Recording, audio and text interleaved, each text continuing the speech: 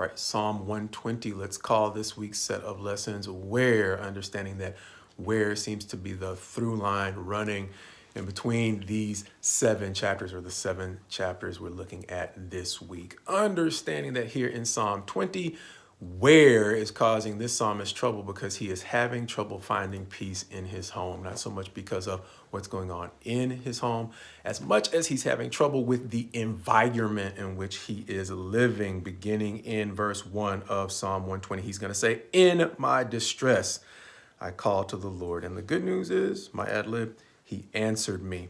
As he will go on in verse 2 to turn his attention to God, or his prayer, saying, "Deliver me, O Lord, from lying lips and a deceitful tongue." As he will then in verses 3 and 4 seem to turn his attention to those causing him distress by saying, "What shall be given to you, and what more shall be done to you?" Seeming to have exhausted all reasonable resources for trying to create peace, he is then going to turn to himself in verses 5 and 6, where he's going to begin, "Woe to me that I sojourn in Meshech." And whether or not Meshech or Kedar are locations we're familiar with, the situation is one we can probably understand in verse 6, where he says, "Too long have I had my dwelling among those who hate peace." As he concludes in verse 7, "I am for peace, but when I speak, they are for war." So the first thing to say is, in situations where you can reason effectively, understanding that we are all going to face turmoil and problems in life, it is a blessing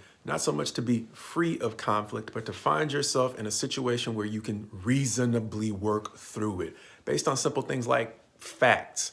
However, this psalmist finds himself in a position where reasoning is not working, because there are times in life where you are going to find yourself surrounded by those who will not appeal to or listen to reason as long as they can get their way. And that is the situation that this psalmist finds himself in. Really going back to that theme he picks up in verse 3, where he says, "What more can be done to you, or what more can be done for you to create peace?" And that's where that whole context or concept of there seems to be no reasoning with his adversaries in this situation, because they simply seem to have the upper hand.